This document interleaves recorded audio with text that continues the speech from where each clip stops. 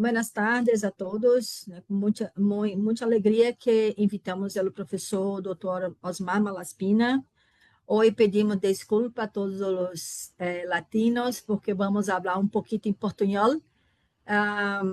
E agora vai ser a apresentação do professor Osmar Malaspina. Ele é graduado em Ciências Biológicas, doutorado em Ciências Biológicas na área de Zoologia da Universidade Estadual de São Paulo, que é a Unesp, e hoje ele está retirado, todavia hace orientações e também continua um pouquinho com o trabalho um pouquinho mais despacio, sim?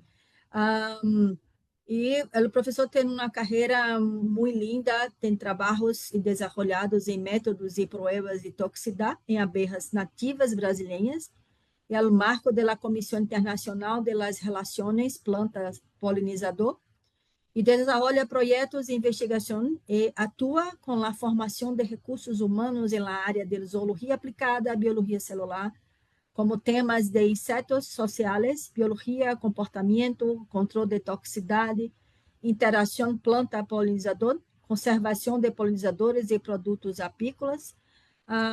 Eu considero importante a participação do professor Malaspina, e mesmo porque ele trabalha todavia na Universidade Estadual de São Paulo, onde foi fundada pelo Dr. Kerr. Depois disto, o Dr. Kerr foi para a USP de Ribeirão Preto e para outras universidades e outras. Então, Osmar é uma relíquia para nós outros, da primeira fase da africanização também, das abelhas na América, e tem muitas histórias para falar com nós outros e muita experiência. Afinal, são 20 anos de investigação sobre abelhas. E a palavra está com ele agora. Muitas graças por estar com nós outros hoje. Ok, boa tarde a todos. Primeiro, agradecer a Kátia pelo convite e a Solatina pelo especial convite para que eu pudesse falar sobre a questão das abelhas e os agrotóxicos. Eu queria dizer que estou falando da cidade de Rio Claro, São Paulo, o local de onde as abelhas africanizadas saíram, né? Onde houve o cruzamento das abelhas europeias com as abelhas africanas em 1958. Foi nessa cidade que eu estou, em Rio Claro, São Paulo. Então, nós temos aqui o início da africanização das abelhas de ferrão aqui na América. Tá? Então, isto é um fato extremamente importante. Eu vou falar sobre 20 anos de investigações sobre abelhas e pesticidas e a situação atual no Brasil. Então, vou fazer um resumo desses 20 anos de pesquisas, de investigação que eu fiz sobre essa questão dos efeitos de pesticidas sobre as abelhas.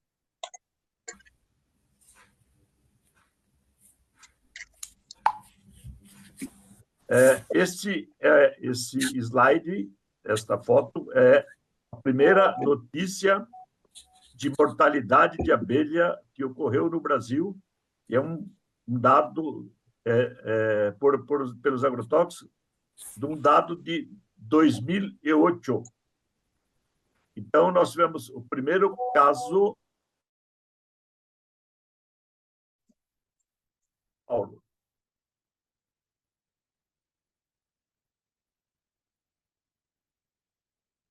Estas são as fotos deste evento de mortalidade das abelhas do estado de São Paulo. Eram 200 colmenas e foi uma aplicação por avião que houve nessa região, né, que era uma região de citricultura. Então, foi aplicado pesticidas para controlar pragas da citricultura, e este apiário que estava próximo deste pomar de citros, então teve esta mortalidade de abelha. Tudo isso aqui são abelhas mortas, 200 colmenas em 24 horas que morreram. Depois disso, Isso 2008, depois disso 2009, 2010 e assim por diante, esta relações de colmenas perdidas por apicultores aqui na região. 100, 200, 300, 550, 250. Então, um grande número de colmenas mortas aqui na região. E a grande pergunta era que a gente fazia na época era: o que está matando as abelhas? Nós não tínhamos um dado concreto sobre isso, né? E a gente suspeitava que eram os pesticidas, mas nós não tínhamos dados científicos que mostravam isso. As empresas produtoras de pesticidas diziam que não eram os pesticidas, que eram outros tipos de doenças que estavam matando as abelhas, principalmente a varroa. Mas nós sabíamos que as colmenas que morrem por doenças levam um tempo maior para que possa morrer a colmena inteira. No entanto, esses fenômenos que estavam acontecendo aqui, as colmenas estavam morrendo, toda a colmena, em 24, 48 horas. Então, era um fenômeno diferente, e aí nós suspeitávamos que era os pesticidas. Bom, comecei a fazer vários estudos sobre esta questão, e aí o IBAMA, que é o órgão aqui no Brasil que controla essa questão do meio ambiente, que atua controlando, regulando o meio ambiente, baseado nos nossos trabalhos que a gente acabou publicando, mostrando que o que estava matando as abelhas aqui no estado de São Paulo eram os pesticidas, começou a fazer algumas propostas de regulações da aplicação dos inseticidas. E essas regulações eram baseadas nos trabalhos realizados pelo meu laboratório aqui na cidade de Rio Claro. Então, em 2012, o IBAMA publica uma instrução normativa regulando chamando para a reavaliação dos produtos que mais a gente encontrou que estavam matando as abelhas. Os neonicotinoides, que é a metoxam, imidacoprido e o fipronil. Tá? Então, ele regulamenta com algumas medidas protetoras para as abelhas em cima do tipo de aplicação. E aí nós começamos a desenvolver, quando já estávamos olhando para essas questões, começamos a desenvolver alguns estudos de campo para tentar entender a questão desse grande problema, dessa grande mortalidade de abelha. E, basicamente, desenvolvemos 4 estudos, né, que foram bastante determinantes para resolver parte dessas questões. Um primeiro estudo foi de deriva do agrotóxicos. Um segundo, criamos um projeto de coexistência apicultores-agricultores. E fizemos, paralelamente, aqui em São Paulo, no estado de São Paulo, um mapeamento participativo das abelhas e dos agrotóxicos. E, por fim, a gente termina esses 4 grandes projetos com o Manual de Avaliação de Risco dos Agrotóxicos sobre as Abelhas. Vou falar um pouquinho de cada um desses. Então, este aqui é um estudo de deriva, e nós queríamos saber qual era a distância, né, como tinha uma aplicação de agrotóxico por avião, de pesticida por avião, qual era a distância que tem uma deriva que vai percorrer para atingir uma colmena ou um apiário colocado numa mata próxima. Nós sabíamos que aqui no Brasil existem algumas leis que regulam essas aplicações. Por exemplo, velocidade do vento. O vento não pode estar acima de 15 metros por hora para que possa fazer essa aplicação. Então, o que fizemos? Aqui colocamos um apiário tá certo? Este verde é onde o avião fez a aplicação do agrotóxico e medimos essas distâncias para ver até onde iria a deriva da aplicação do avião. E aqui estão os pontos marcados com painéis sensíveis, né, para que a gente para que pudéssemos ver aonde estava caindo as gotas da aplicação dos pesticidas. Então, aqui, os painéis de 0 metros, 10 metros, 20 metros, 25 metros, e aí a gente pôde verificar que, numa aplicação com a regulamentação adequada, nós conseguiríamos entender que a deriva iria até 50 a 60 metros. Então, se eu voltar na anterior, então aqui tinha 300 metros. Então, a deriva iria até uma faixa mais ou menos aqui de 50 a 60 metros, não atingiria essas colmenas que estão aqui. Por que era importante esse estudo? Para que a gente fornecesse a informação para o apicultor qual a distância que ele deveria colocar suas colmenas em relação às culturas e onde ocorreria as aplicações dos inseticidas ou dos pesticidas. Em seguida,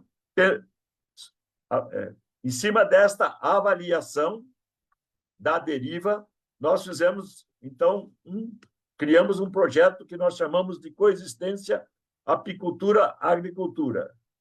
Chamamos os apicultores através das associações e os agricultores, aqui no estado de São Paulo, principalmente com cana-de-açúcar, com cítricos, culturas de cítricos, e no nordeste do Brasil com culturas de melão, que eram 3 grandes culturas que nós temos aqui no Brasil. E fizemos com eles um TAC, que nós chamamos, né? Ou um projeto de coexistência de boas práticas apícolas e agrícolas.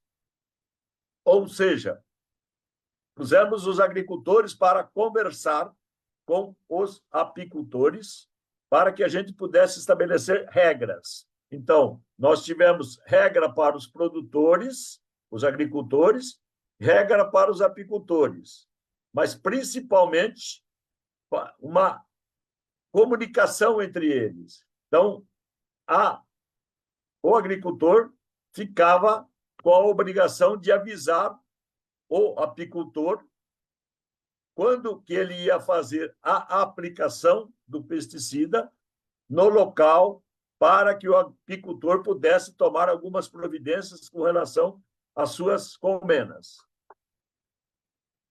Aqui está em espanhol, mas é a mesma coisa. Paralelamente a isso, nós criamos um outro projeto, que aí sim, para convencer as empresas produtoras de agrotóxicos que quem estava matando as abelhas eram os pesticidas e não as outras doenças. Foi chamado de Colmeia Viva, foi pago por eles se comprometeram a pagar as despesas desse projeto, porque havia um desentendimento entre os dois grupos. Um dizendo que era agrotóxico, nós, inclusive, e eles dizendo que não. Então, nós queríamos mostrar cientificamente que isto que estava matando as abelhas eram os pesticidas.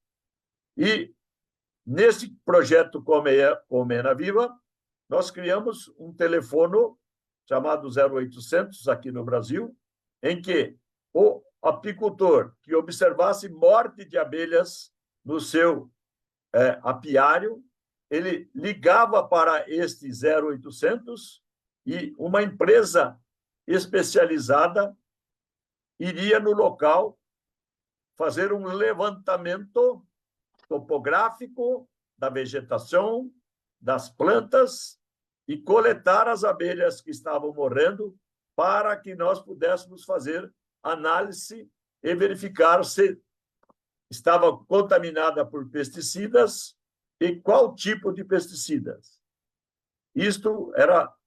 Esta empresa tinha que estar no local até 48 horas para que as amostras de las abelhas não apodrecessem, não estivessem imprestáveis para as análises. E esse projeto funcionou durante 4 anos e só teve validade aqui, não teve validade para o Brasil inteiro, só para o estado de São Paulo, por questões, evidentemente, das distâncias, né? Então, para estar lá 48 horas depois, precisava de ser numa região pequena. Então, aqui, o funcionamento do Colmeia Viva, mostrando a questão do telefone, que o apicultor ligava, e aí a gente iria fazer a coleta. O resultado desses 4 anos de investigação, 2013, 2017, nós tivemos 296 chamadas dos apicultores. 82 destas chamadas não tinham a ver com agrotóxico. Eram pessoas que perguntavam sobre abelhas, sobre como criar abelhas e outros assuntos. Conseguimos fazer 142 visitas durante este período. Destas 142, nós só conseguimos coletar 118 amostras, porque essas outras, a diferença da cá, quando chegava no local, já não tinha mais abelhas, já tinha a liuva, já tinha lavado todas as abelhas, então a amostra não estava adequada. Então, coletamos 118 amostras. Mandamos fazer as análises num laboratório especializado e terceirizado, nem das empresas produtoras e nem dos apicultores. Era um laboratório especial que não tinha correlação com nenhum dos 2 grupos, para que não tivesse brigas, digamos assim, né? Oposições. Dessas 118 amostras, então, nós tivemos o seguinte resultado. 35 amostras deram resultados negativos. Nós temos certeza de que, mesmo essas 35 amostras, foram os pesticidas que mataram, mas, às vezes, quando chegava no apiário, já era o apicultor avisou muito tarde, as amostras não estavam adequadas e já tinha sido contaminado por outras questões. Ou o aparelho que estava fazendo as análises, a quantidade de pesticida que tinha naquelas abelhas era muito pequena e o aparelho não tinha capacidade de analisar. Então, várias questões, a gente descartou essas 35 que deram negativas. Mas 83 dessas 118 deram positivas para pesticidas. Quais pesticidas nós encontramos nessas 83 amostras? Fungicidas, herbicidas, muito poucos, mas encontramos alguns. Outros inseticidas, carbamatos, a gente encontrou também. Mas a grande maioria foram os neonicotinoides, como eu disse, o tiametoxam, o imidacloprid, a clotianidina, o acetameprido. Também tinha uma porcentagem cerca de 20%, mas o que nós mais encontramos mesmo foi o fipronil, que é um pirazol. 73% das amostras, dessas 83, as abelhas foram mortas por fipronil. Então, o grande ingrediente ativo que matou as abelhas durante esses 4 anos e os outros anos também, aqui no Brasil, foi o fipronil. Então, nós conseguimos provar, mostrar para as empresas que o grande vilão nessa história toda aqui no Brasil é o fipronil. Fipronil é um produto muito usado no Brasil, ele é um produto bastante tóxico, bastante eficiente do ponto de vista de funcionamento, e isto, evidentemente, faz com que muitas empresas usam o fipronil. e hoje também é um produto bastante barato no mercado. O custo dele é baixo, então todo mundo usa e ele é o grande responsável pela mortalidade das abelhas aqui no Brasil. Posteriormente, o Departamento de Defesa Sanitária acá do estado de São Paulo também fez um trabalho semelhante ao nosso, né? Nos anos 2020 e 2023, não mais 2022, mas 2023, e também encontrou o mesmo resultado que nós encontramos de 2013 a 2017. O fipronil foi o responsável por mais de 60% da mortalidade das abelhas aqui no estado de São Paulo. Paralelo a isso, um outro pesquisador que atua em Mossoró, lá no Rio Grande do Norte, no nordeste do Brasil, onde hoje a Kátia Gramacho está, também fez um trabalho semelhante com amostras, usando a mesma metodologia, com amostras de diversos outros estados do Brasil. E ele encontrou o resultado semelhante. Inclusive, tem este artigo publicado, se alguém precisar, a Kátia pode passar, ou eu mesmo posso passar também. Então, nós tivemos 3 pesquisas diferentes, 3 autores diferentes, 3 grupos diferentes, e os resultados foram os mesmos. O grande responsável pela mortalidade de abelhas aqui em Brasília, durante os anos de 2008 até 2023, foi a molécula do fipronil. Acá em Brasília, nós temos a seguinte situação em termos de normas governamentais. O Ministério da Agricultura cuida da avaliação da eficiência do produto, se o produto funciona ou não. A Anvisa cuida da avaliação do efeito na saúde humana. E o IBAMA cuida da avaliação no meio ambiente. Então, o nosso controlador da mortalidade de abelhas ou qualquer situação com aberras no Brasil é regulado por um instituto chamado IBAMA. Antes desta situação de mortalidade das abelhas em Brasília, nós tínhamos uma classificação toxicológica bastante simples. Fazia-se os bioensaios, os testes nas abelhas, e mostrava se o produto era extremamente tóxico, altamente tóxico, medianamente tóxico e pouco tóxico. Isto era colocado nas bulas, né, que acompanham o produto. Apenas isto. Então, era apenas um alerta se aquele produto era ou não tóxico para as abelhas. Diante dessa situação de grande mortalidade de abelha, nesses anos de 2018 a 2017, em que a gente conseguiu mostrar que essa mortalidade era de responsabilidade dos pesticidas, o IBAMA criou, então, um novo método de avaliar o efeito desses pesticidas nas abelhas, que tornou bem mais difícil o registro desses produtos no mercado brasileiro. Então, em 2017, o IBAMA publica o Manual de Avaliação de Risco de Agrotóxico para as Abelhas. Então, uma nova legislação.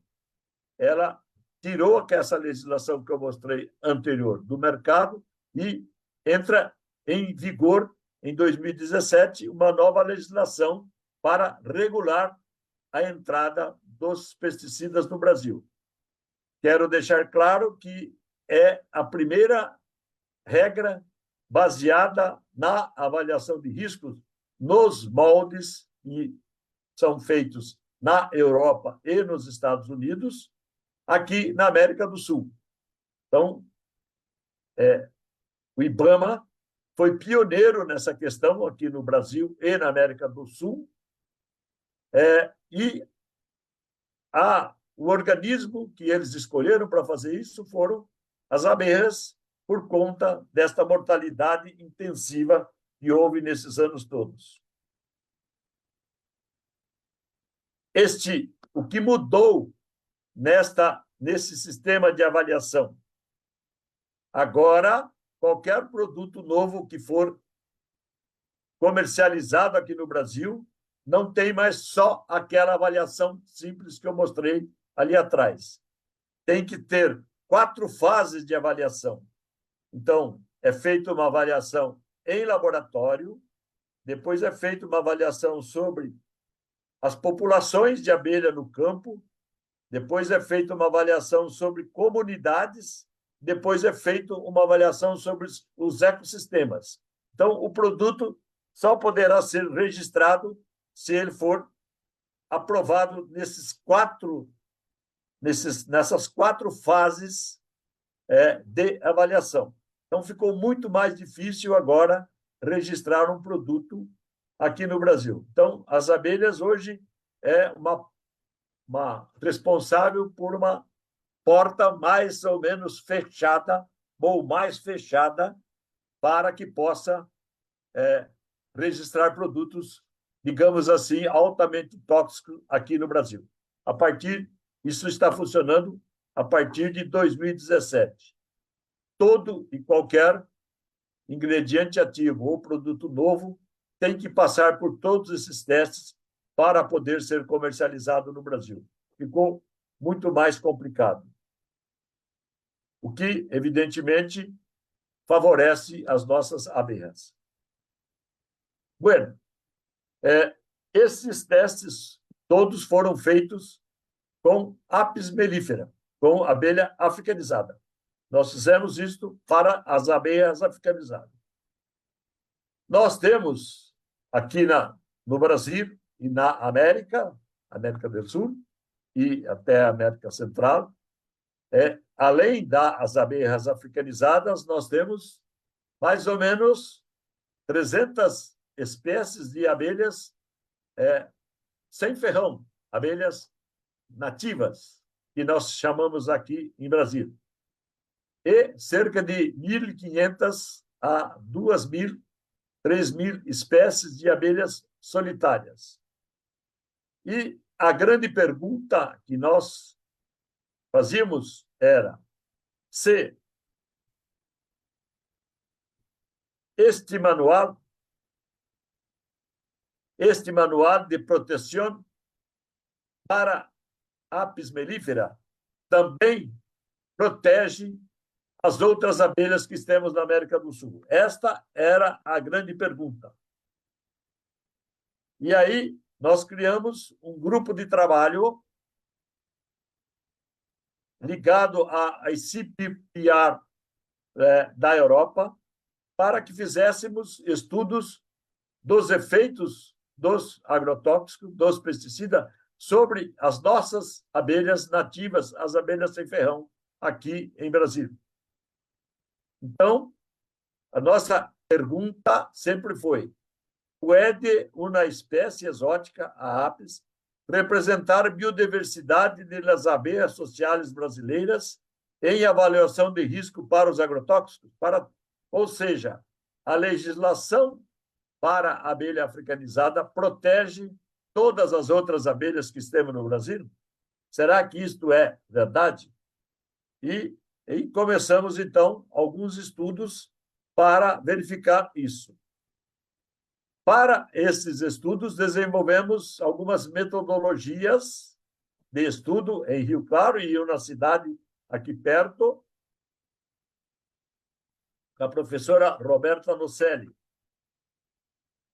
E usamos o dimetoato, o pesticida dimetoato, que é o pesticida padrão que todos, a Europa e Estados Unidos, também usam, no mundo todo. E aí fizemos uma escolha sobre 3 espécies de abelhas sem aguijón aqui do Brasil.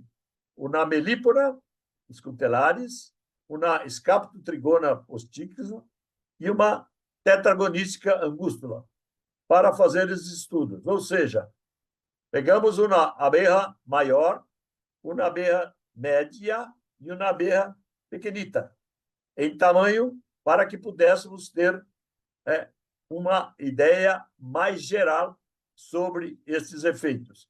Como temos 300 espécies, não dá para fazer os testes em todas elas. Tá? E a ideia era desenvolver um método para avaliação de risco dos agrotóxicos para essas abelhas brasileiras. E também construir curvas comparativas de sensibilidade aos agrotóxicos e comparar com a Apis mellifera. Estes são alguns dos protocolos, é o protocolo com algumas das recomendações dos padrões para que a gente fizesse todos os bioensaios, todos os testes semelhantes para todas as espécies, para que não haja avaliação. Tá? Então, este era o alimentador, todos tinham que usar o mesmo alimentador. Tempo de anestesia, todos tinham que usar o mesmo. Aqui não interessa. Então, depois de alguns estudos, e a gente fez o comparativo com a Apis mellifera. Neste caso, os resultados iniciais. Neste caso, nós temos aqui a Apis mellifera, nós temos aqui a Tetra angustula, nós temos aqui a postica, nós temos aqui a scutellariis. Se a gente olhar, esse é um gráfico resumo de tudo que nós fizemos durante esse tempo. A grande diferença está aqui nas cores. Então, quando eu pego a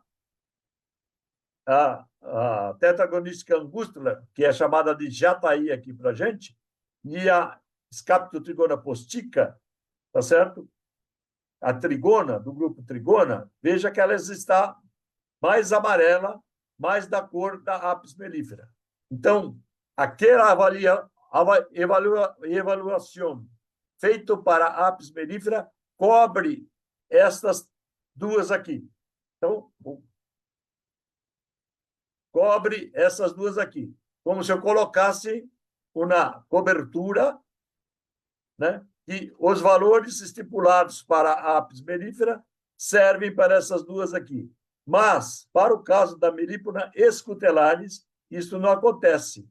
Então, precisaríamos, há um indicativo, nós não fizemos isso ainda, é apenas um indicativo de que, provavelmente, no futuro, nós vamos precisar fazer uma nova legislação para cobrir e proteger as abelhas do grupo das melíferas. Mas é apenas os estudos iniciais. Precisamos mais estudos, testar outras espécies de abelhas melíporas para ver se isto realmente é verdade. Vocês poderiam me perguntar quanto tempo vai levar? Não tenho estimativa desse tempo. Para que a gente conseguisse construir aquela avaliação para Apis mellifera, que já tinha modelo europeu, que já tinha modelo americano, levamos 4 anos. Para as nossas outras abelhas, nós estamos iniciando e não temos a menor ideia do prazo que levaríamos para fazer isso. Talvez 10 anos, 15 anos. E estamos falando só das abelhas sem aguijão. Não estamos falando ainda das abelhas solitárias, que são mais ou menos 3.000 espécies aqui em Brasil. E aqui está o artigo que foi publicado sobre esse resultado que eu mostrei para vocês. Também fizemos alguns estudos deste efeito dos pesticidas em larvas das abelhas sem aguijão em Brasil, Melípora scutellariis e Scaptotrigona postica. E até agora o que a gente chegou é que se a gente for usar uma destas espécies como modelo, que dá um resultado interessante para esses estudos, o mais indicado é a Scaptotrigona postica, que é nesses estudos que mostraram, que são abelhas bem interessantes, tem muitos indivíduos, então dá para se fazer um trabalho bastante interessante. Então, se alguém me perguntar, eu indicaria como modelo a Scaptotrigona postica para continuarmos esses estudos com larva, no estado larval. No anterior, nós usamos as abelhas no estado adulto. Aqui, a gente tem, então, aquela curva de sensibilidade que a gente falou. Então, a gente já tem alguns dados. Alguns dados são nossos, outros a gente tirou das referências bibliográficas, que já foi publicado. Então, bombos terrestres estaria, né, no mais... essas pontilhadas são os DL50, né? O grau de toxicidade de cada um deles. Então, bombo terrestre, próximo da apis africanizada, depois vem a apis mellifera europeia, a postica, a melípona, uma melípona, e a escutelata, que é uma apis mellifera da África, né? A original. Então, a gente tem uma curva de sensibilidade entre essas espécies comparativas, para a gente saber quais espécies são mais sensíveis e quais espécies são mais suscetíveis aos agrotóxicos. Sempre lembrando que, neste caso, nós usamos o dimetoato, que é a molécula que o mundo inteiro usa como padrão. Então, voltamos lá à pergunta básica que fazíamos no início. O que está matando as abelhas em Brasília? Eram mesmo os agrotóxicos? Então, depois de quase 20 anos de pesquisas, nós podemos afirmar que as abelhas, os agrotóxicos, realmente eram os responsáveis pela mortalidade daquelas abelhas, das colmenas, quando a mortalidade ocorre num tempo recorde, 24, 48, 72 horas. Aí a segunda pergunta era, e o ingrediente ativo, né, o princípio ativo, que matou o maior número de abelhas no Brasil, estava sendo e continua sendo até hoje o fipronil. Então, o produto fipronil. Ele, comercialmente, aqui no Brasil, ele tem diversos nomes, mas a molécula, que é um nome só no mundo todo, é o fipronil. É a molécula do fipronil. E aí, a grande pergunta era, a pergunta lá atrás, que eu mostrei, era o que fazer? A primeira grande questão era proibir todos os agrotóxicos. Isto é praticamente impossível em um país tropical como o Brasil, que tem cerca de 600 princípios ativos sendo comercializados aqui no Brasil. Então, e onde o nosso setor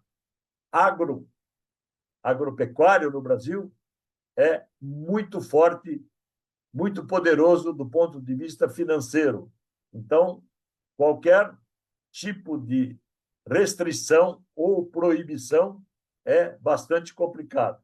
De qualquer maneira, nós conseguimos retirar, né? O IBAMA fez uma legislação em 2023, onde ele proibiu a aplicação aérea do fipronil. Então, no Brasil, não pode mais aplicar o fipronil na forma líquida sobre as culturas. Então, ou durante a florada, ou fora da florada, você não pode mais aplicar o fipronil. Isso é uma legislação do IBAMA de 2023 para a proteção das abelhas. Você só pode usar o fipronil hoje aqui no Brasil para controle de pragas em sementes. Você não pode mais usar o fipronil no campo para controle de pragas. Eu considero muito pouca coisa, mas considero um grande avanço a gente conseguir aprovar uma legislação desse tipo com um produto que é muito usado aqui no Brasil. Então, foi um grande avanço que nós tivemos na legislação.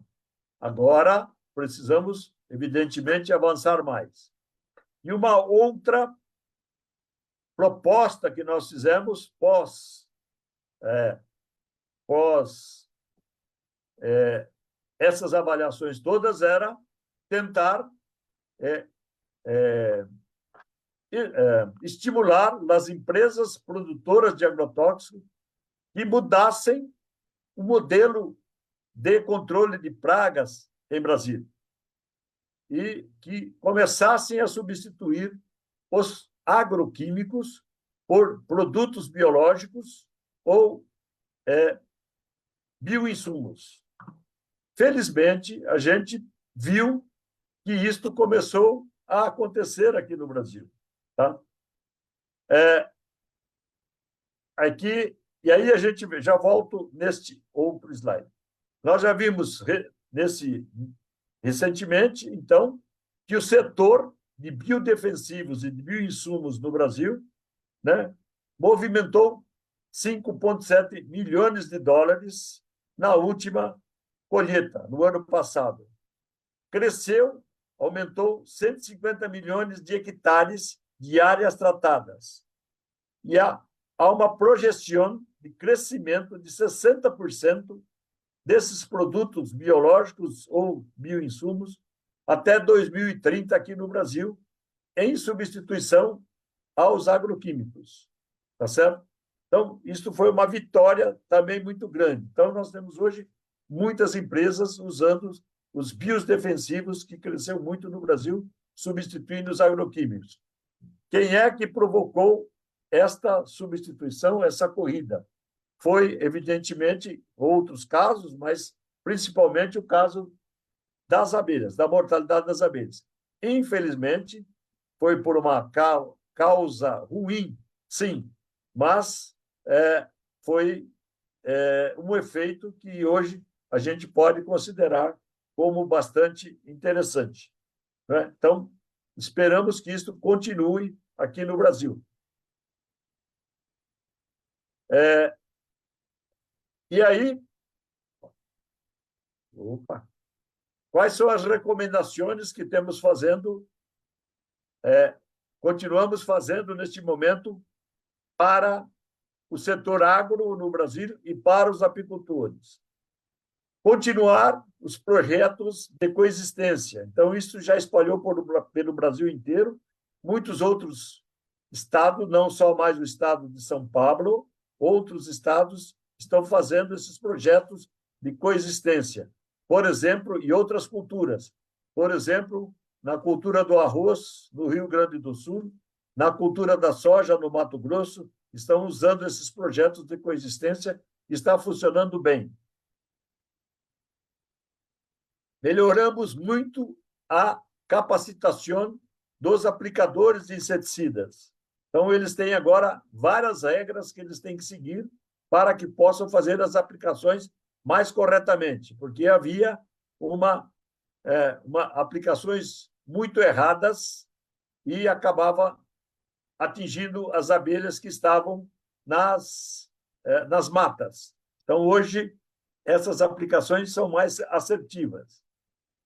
Os avanços em tecnologia estão também avançando rapidamente. O caso do uso de drones para as aplicações.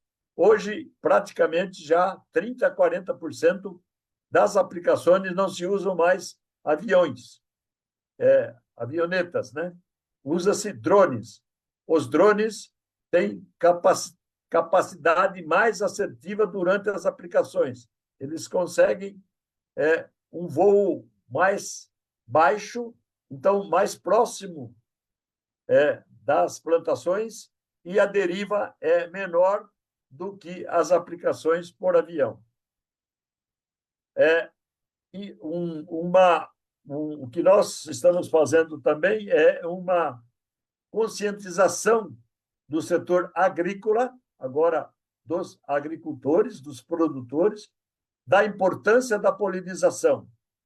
Um exemplo mais específico é a questão da soja, aqui em Brasil. Até algum tempo atrás, não havia estudos sobre aumento da produção, da quantidade de soja pela polinização. E hoje, esses estudos já mostram que há chance de aumentar em até 25% na quantidade de soja produzida, quando você usa as abelhas na polinização. Isso tem conscientizado os produtores de soja e eles têm já ajudado a diminuir a mortalidade de abelha ao redor das plantações das culturas de soja. Outro avanço é também a melhoria nos produtos.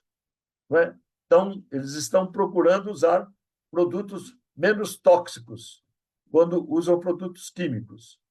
E aquele que eu falei, os biológicos e também os bioinsumos no controle de praga. Tem aumentado muito essa frase que está em vermelho, né? Em hatch. E, por último, uma parceria entre o setor produtivo e o setor governamental para estabelecimento efetivo de novas políticas protetoras dos polinizadores, como exemplo principal, aquele manual de avaliação de risco que eu acabei de falar e que eu tenho muito orgulho porque ajudei a redigir aquele manual. Fui um dos autores daquele manual que dá uma proteção bastante efetiva para as abelhas em função de maior restrição na entrada de novos pesticidas aqui no Brasil, tornando essa entrada bem mais complicada do ponto de vista de legislação. Isso aqui eu já falei. E hoje, então, o que a gente tem? As abelhas se converteram em produtoras de alimentos. Temos também o caso da conscientização da população, que trata as abelhas como pets, né? As abelhas em Brasília estão virando como se fosse um gatito, um cão de estimação em las casas e nos apartamentos. Muita gente tem hoje uma colmena de abelha sem ferrão, sem aguijão, ao redor da sua casa. E o maior das mudanças são essas abelhas tratadas como bioinsumos, polinizadores, ou seja, você, numa cultura, precisa de água, precisa, evidentemente, de insumos, né? Adubos e outros componentes para que esta cultura cresça, mas que você, para produzir, para você ter as frutas ou as sementes, você precisa de um polinizador. Então, um polinizador, as abelhas passam, neste momento, a ser considerados também como bioinsumos e, portanto, devem ser protegidas. E respondendo àquela pergunta inicial, o que fazer? Coexistir com práticas sustentáveis, ou seja, com aquela prática de subsistência aquele projeto que a gente propôs no início e que funcionou razoavelmente bem.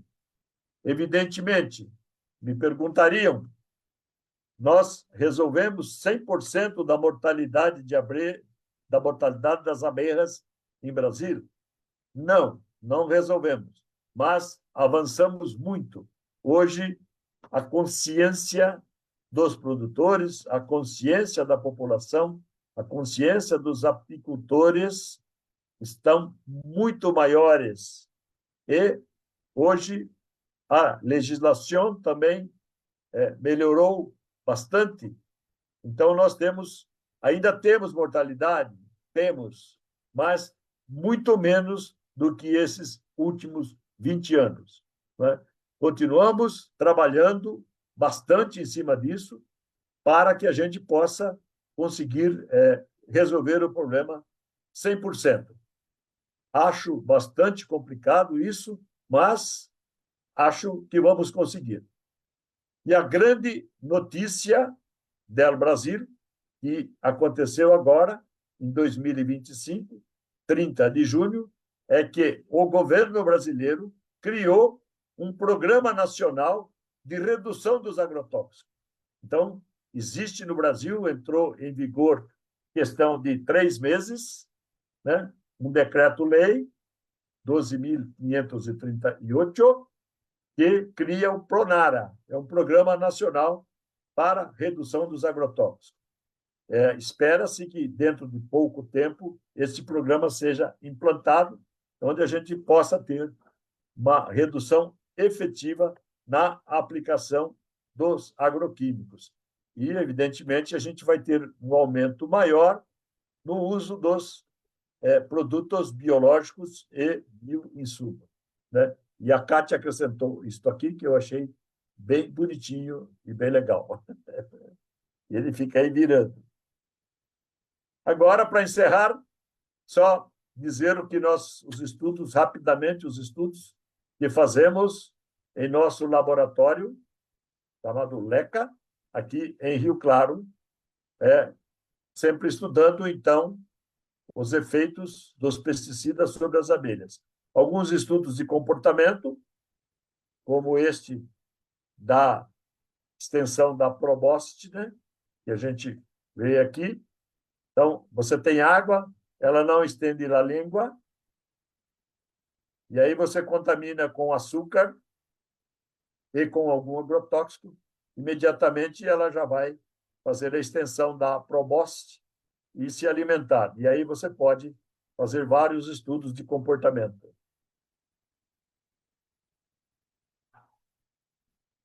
Aqui também, estudos de comportamento em placas de Petri, dentro das estufas, em laboratório, para ver se aplica aqui o inseticida e ver como elas se movimentam, se elas ficam normais ou não.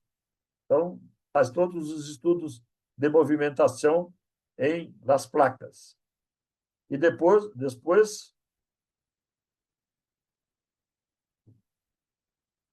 você tem estes gráficos da movimentação dessas abelhas. Então, se elas estão, evidentemente, mais contaminadas, quase morrendo, então a movimentação é menor, como a gente vê nesses gráficos aqui. Se elas não estão contaminadas, se são mais resistentes, a gente vê nesses gráficos aqui. Então, você faz isto comparativo e tem resultados bastante interessantes. Também fazemos estudos em semicampo, dentro de estufas, colocamos colmenas AK e distribuímos os pesticidas AK e vemos o que está acontecendo com as abelhas, né, dentro dessas colmenas. Além disso, fazemos estudos de morfologia também. Então, morfologia na célula, né, o efeito do agrotóxico na célula, se ele altera a morfologia da célula, ou o efeito do agrotóxico no cérebro, né? Então, você faz cortes, aplica o agrotóxico, a abelha ingere o agrotóxico, ou é contaminada no tórax, e aí você observa no cérebro dessas abelhas, e também fazemos estudos de proteoma, né? Então, se você contamina aquela abelha com determinado pesticida, qual é o efeito desse pesticida sobre a liberação de proteínas, mais ou menos proteína. Então, vocês podem ver, esse é um grupo controle, esse é o grupo experimental, e as proteínas que marcadas em vermelho são diferentes. Então, mostra que o agrotóxico está fazendo efeito. Às vezes, no campo, a abelha não morre, mas ela se desorienta, não consegue voltar para a colmena e acaba, evidentemente, diminuindo o número de abelhas dentro dessa colmena e, por um tempo maior, acaba inviabilizando a vida desta colmena. Aqui, só o que nós temos em termos de publicações sobre este assunto nesses 20 anos, cerca de 200 publicações entre artigos científicos, entre livros, capítulos de livros e outros tipos de publicações na internet. Isto é feito não só por mim, mas por um grande número de pessoas. Professora Roberta Nocelli, que eu citei, que é da Universidade Federal de São Carlos, professora Helene Zacarin, que também é da Federal de São Carlos, com o seu grupo. Então, 3 grupos que se juntam e têm todas essas publicações sobre estes assuntos. Por último, o slide final do meu grupo de pesquisa aqui, uma parte do grupo de pesquisa, e eu coloquei esse slide por conta dos 2 de cabelos brancos, né? No caso, eu, de vermelho aqui, e este outro aqui é o professor Rubik, que muitos de vocês devem conhecer, e que esteve visitando aqui nosso laboratório, ficou um tempo aqui, em que eu tenho grande amizade com ele, a gente sempre troca ideias a respeito das nossas abelhas. Bem, acho que era isso. Deixa eu ver como que eu volto aqui. Estou voltando. Bueno, muchas gracias, doctor Malespina. Es muy interesante, la verdad, la charla y hay muchas preguntas. Así que voy a transmitir algunas del chat y otras de Facebook. Bueno, arranco por una pregunta que hizo Grecia de Grot, que pregunta, ¿qué ocurre con los productos que están ya registrados? ¿Hay una reevaluación de ellos? Sim, exatamente isto. Como tem muito produto registrado em Brasília, o IBAMA não consegue dar conta de todos, por conta do número de pessoas pequeno que trabalham. Então, ele faz chamadas de reavaliação. Foi exatamente o caso do fipronil. Ele já estava registrado, como nós detectamos e mostramos que ele é o responsável, o grande responsável pela mortalidade das abelhas, o IBAMA teve condições de fazer uma chamada de reavaliação. E a empresa que é responsável por ele não pôde reclamar por questões disso. Quer dizer, reclamaram, mas não adiantou. Está bien, muy bien. Gracias. Después hay algunas preguntas que Katia fue contestando en el mail. Voy a leer las que todavía no se abordaron. Mariela Roldán pregunta si se han empleado productos biológicos y qué resultado tienen, y si están sujetos a regulaciones de cada país o en particular en Brasil, como es la situación. Uma boa pergunta. Nós não temos ainda uma regulação efetiva para produtos biológicos. Estamos desenvolvendo protocolo, estamos desenvolvendo metodologia para que possa esses produtos serem também avaliados antes. Eu tenho aqui em meu laboratório várias empresas que me procuram, que quando estão querendo lançar um produto biológico, já pedem os bioensaios antecipados sobre algumas espécies de abelhas para que não venham a ter algum problema lá adiante. Mas não há uma legislação específica. O IBAMA está trabalhando sobre isto, mas não ainda produziu uma legislação específica sobre isso. Bien. José Medrano pregunta, durante los 20 años de experiencia y estudio en esta problemática, ¿cómo ve la apicultura de aquí a 10 años? É difícil. Não é difícil. Não. Acho que o problema do Brasil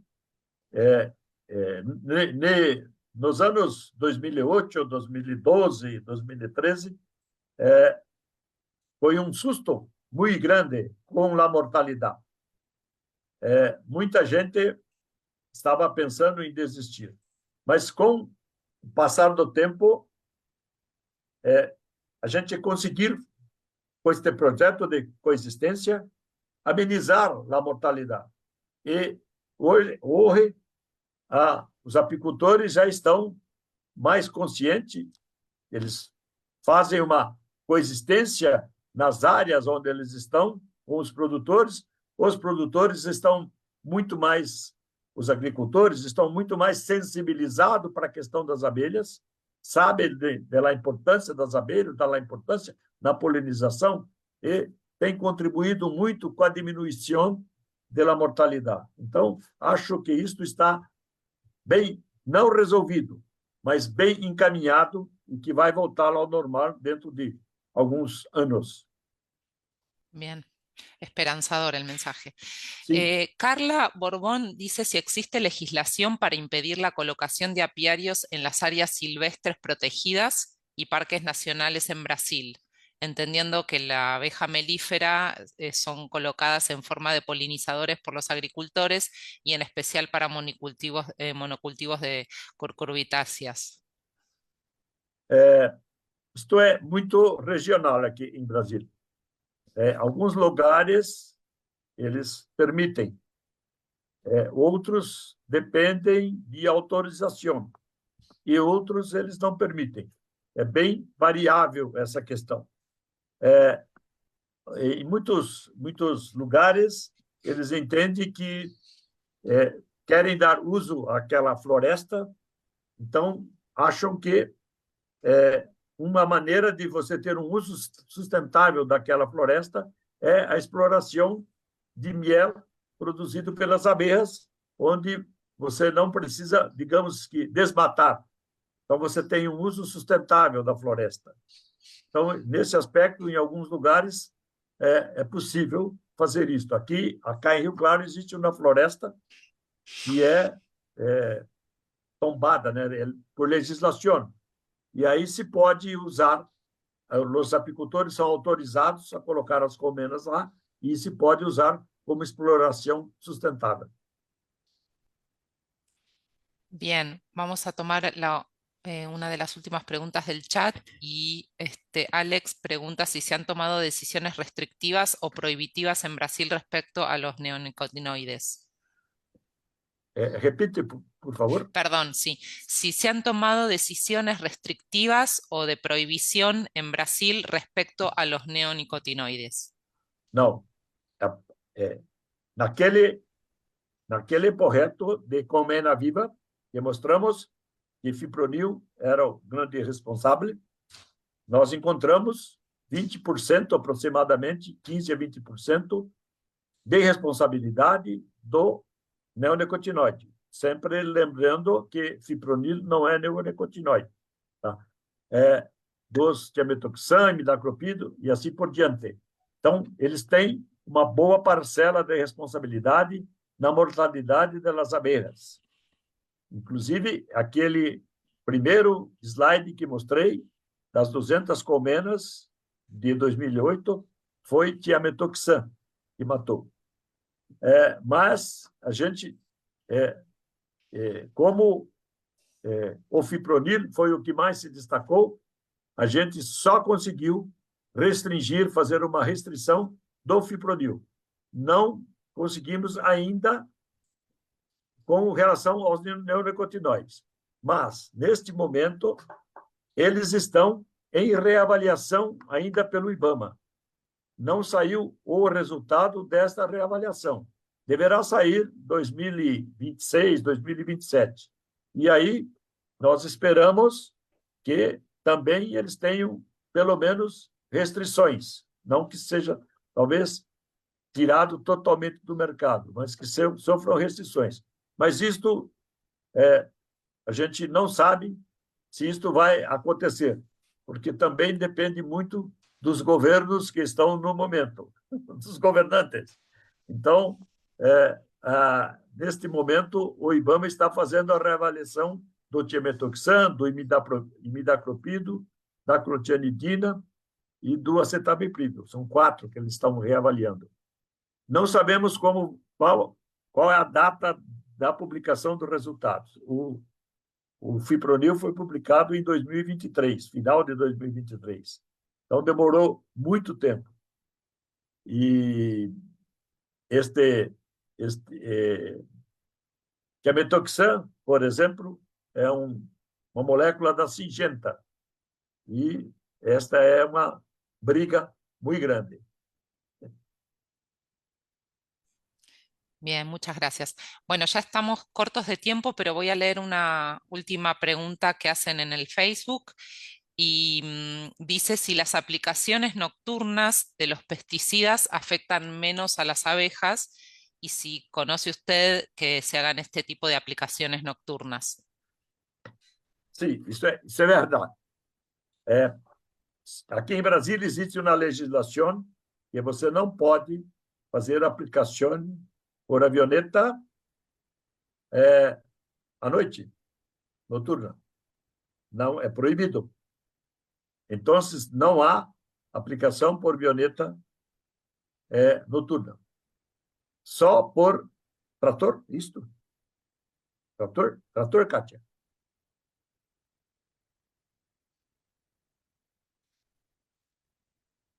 ¿Cómo? Disculpe, no sé. Trator, Entendió. só por trator, isto.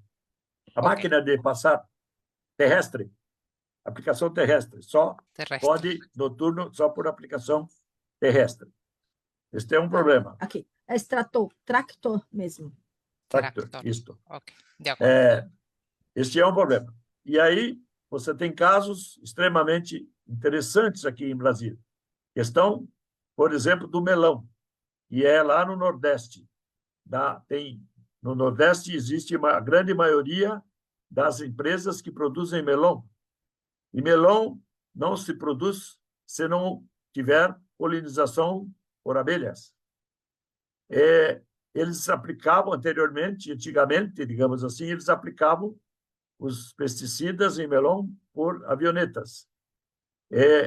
Como eles necessitam obrigatoriamente das abelhas, eles mudaram todo o seu sistema de aplicação. Então, eles dispensaram os aviões e só fazem aplicações noturnas por tractor. Começam, quando escurece, começam a aplicar e param às 4 da manhã a aplicação. Aí dá tempo das abelhas de dispersar o inseticida e as abelhas chegam logo em seguida. Isso é uma garantia de que não vai matar nenhuma abelha? Não é garantia. Mas há uma diminuição considerável da mortalidade. Bien, y acá me piden que le lea una última pregunta de Jaime Rodríguez de Bolivia. La consulta es si circulan diferentes subespecies o sus híbridos de Apis mellifera en Sudamérica. En función de esto, ¿cuánto podría afectar a los resultados el tipo de linaje de Apis mellifera que sea usado en las pruebas de toxicidad? Eu não tenho resposta. Em Brasil, nós só tínhamos as abelhas africanizadas. E toda vez que fizemos os testes, são nas abelhas africanizadas. Não sei, não tenho esta informação sobre as outras subespécies, outras variedades de apis de Apis mellifera. Precisaria fazer levantamento bibliográfico para saber. Bien, bueno, esto es todo. Muchas gracias al orador y muchas gracias a todos los participantes y nos vemos en el próximo webinar de Solatina. Que tengan buen día.